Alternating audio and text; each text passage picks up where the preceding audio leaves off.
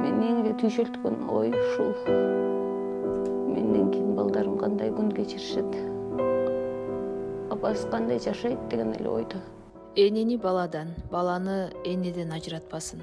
Ош облусунун Кара Суу районуна караштуу Савай айыл аймагынын тургуну, карапайым мугалим Гүлмира Асанова 2008 жылдан бери боор уруусунан жабыркап келет. Ал бул илдетти кайсы жерден жуктуруп алганын өзү да билбейт. Качан гана ооруп баштаганда гана текшерүүдөн соң билген. Андан бери дарылансам жакшы болуп кетем деген үмүт өчүп, абалы күн сайын оорлошуп жатат.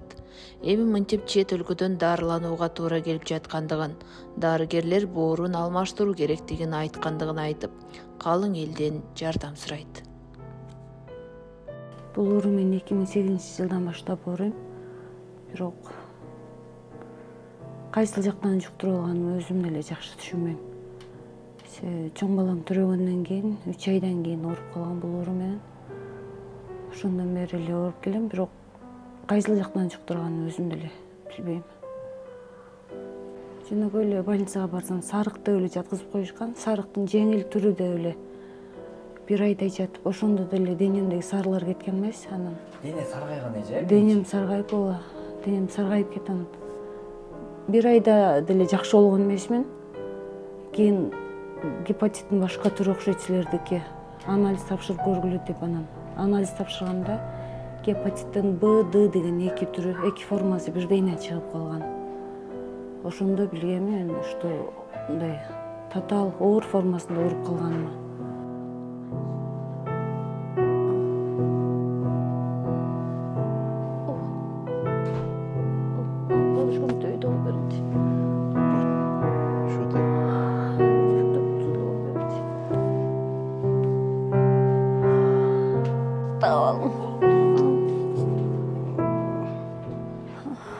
Акыркы 4 жыл аралыгында ушу мындай оор абалында ооруп баштадым. Ушу 4 жыл аралыгында тез больницага жатчу болдум. Ичиме суу толуп, анан көбүрөөк шишип, мурдумдун, оозумдун канаганы да көбөйүп баштады.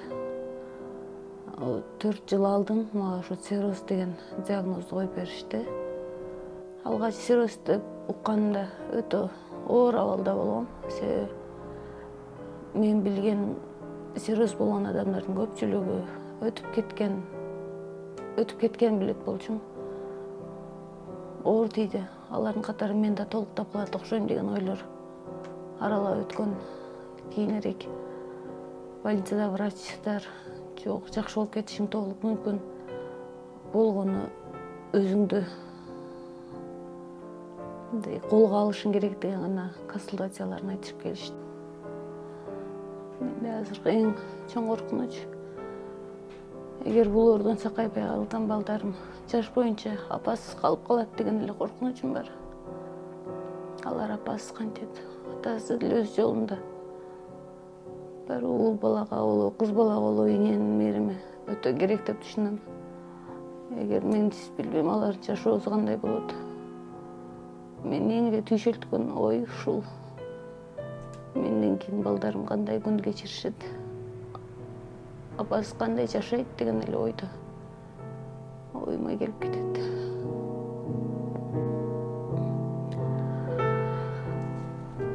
Азамат Байматов деп чыгып калат эле, анан мектепте иштейм да мен өзүмө. Кээде силер чыгарган видеолорго карап деп акчага отуробуз, кээде ушул баланы алып барып жакшы болуп келип калыптыр. Цирроз дегенди издесем чыгып калат, анан кана ушундай болуп жакшы болуп калсам. Көм инициативаны ошо көтөрдү. Сиздер эмне иштеген? Баягы кызга да ошол барып өзүңүзгө да жолукканбы? Жок, сиз нарында келиңиз, жолуга албаптыр. Барып эже ушинтип качанга чейин жүрөбүз? Оорлошуп баратасың уже. Ошо Азамат байкеге жолугуп көрөйүк деп ошол инициативаны көтөргөн. Келечегин жоготуп алыш бул дүйнөдө эң жаман нерсе. Ар бирибиздин башыбызга мындай келбесин, оорубагыла. Мындай азаптуу нерселер силердин башыңарда болбосун. Азыркы кезде биз Индияга барабыз десек, акча жөнүндө бир аз кыйналып атабыз. Ырайымдуу Кыргызстан элим бир аз болсо да жардам берсеңер, биз Индияга барып операция кылып, аялым балдарымдын алдына күлүп жайнап келсин, элде да кошулсун, ден соолугу жакшы болуп, дагы мугалим болуп, балдарды окутсун. Азыр кезде Индияга барыш үчүн көп акча талап кылат экен. Мен колуман келгенче сата турган нерсени сатып, саткан чакта дагы жетпейт экен да азырынчачы. Биздер үмүт эми бир эле жетпегенге кайрымдуу элим аз маз жардам берсе деген оюбуз бар. Ошону күтүп атабыз. Бул видеого чыккан себеби бизге адамдар айтып, кээки адамдар жардам берем дегендер адамдар бар экен, билбей деген, укпай калат экен. Ошонун себебинен биз чыгып айтабыз. Кудай кааласа сата турган нерсени сатып, кое турган коюп, элден топтоо калган, элден топтолуп калса, мен келинчегим тезирээк Индияга барып операция болуп келсе жакшы болмок эле. Кайрымдуу фонд, Байматовдун кайрымдуу фондунун чакырган себеби бизде жакын туугандар, алар деле көргөн мурда Гүлмира ооруп атат, ага мындай керек экен, андай керек экен деп. Ошолор себебинен анан биз деле ютубта карап көрүп эмне кылып анан Кудайдын баягы кайтып калат, Кудайдын жеткирген күнү тартылабыз экен. Байматов менен биз 20 күндөй калып по-моему. Биз Оштобуз бул Бишкекте. Мунун командировкасы ар жакка барат экен. Бүгүнкү Кудайга шүгүр бүгүнкү күн тартылып атабыз.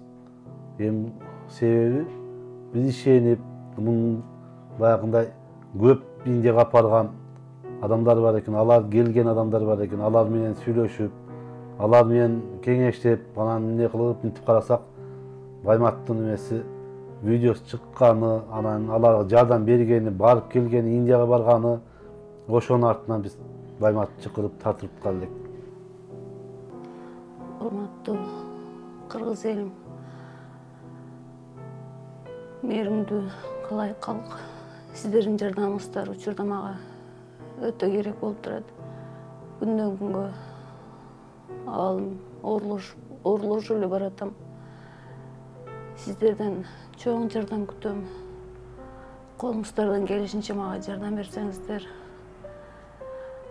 мен да сакайып балдарым алдына, балдарым беженесине кайтып келүүнү өтө чоң үмүт кылып арзуу кылам. Колуңуздардан келген жардамыңыздарды аябаңыздар. Мындай орун эч кимге каалабайт элем. Ушу душманыма деле каалабайм. Ушу жеңем жакшы болуп кетсин, кайрымдуулук немеңерди Кудайым эки эселеп кайтарсын. Суранат элем, чыгаан жигиттерибизден, чыгаан кыздарыбыздан, канча жакшы адамдардан ушу жардам бериңиздер. Сиздер кошкон салымыңыздарды эки эселеп кайтарсын Кудайым. Кайтарганына биз да дуа кылабыз. Ушу жеңем жакшы болуп кетсин, ушуну да сурайт элем Кудайдан. Бул ооруну мүмкүн болсо алдын алсак жакшы болот эле. Эгер мүмкүн болушунча аракет кылып алдын алып, ушундай миллиондогон акчалар кетпей, бир кичине тыйынтык менен жакшыра турган жолдорун бир эртерээк колго алып, эл кыйналбай калса жакшы болот эле. Бирок ага чейин мына ушул акыбал болуп жатат. Эжекебиз күн санап акыбал оор, мындай балдары энесиз калып калбасын дегендер, мындай биз кайрылып келебиз. Бирок кайрылуубуз деги эле жерде калтырбай, бүгүн канчалаган адамдарына кече жакында эле 3 мекендешибиз келди, мына 4-күнү күнү жакшырып келди. Эми кайгы менен кайрылган адамдардын кайгысы артта калып, кубанычка айланганына себепкер болгондугубузга бир чети сүйүнөлү, ошондой соопка ээ болуп калганыбызга достор, келгиле шашылайлы. Биз оорубасак деле өмүр өтүп жатат. Өмүрдөн өлүмгө жакындап атабыз. Оорубасак дагы жашыбыз өтүп, жаштыгыбыз артта калып, ушундай алып бурушкан жашоодо өмүр өтүп жатат. Бирок келип пайдаланып калайлы достор. Акыретибиз үчүн дагы азык таап калайлы. Азыр мына Гүлмира эжекеге сунган колуңуз бул үй бүлөгө. Бир эле Гүлмира эженин эмес, бүгүнкү күндө эжекемдин уул балдарына, кыздарына, өмүрлүк жарына, жакындары үчүн дагы баарын сүйүнткөн болобуз. Бирок сүйүнүштүн аркасында сооптор бар экенин унутпайлы достор. Анан Гүлмира эжекебиз болсо мугалим экен. Мугалим өмөлө дарак дейт го кыргызда.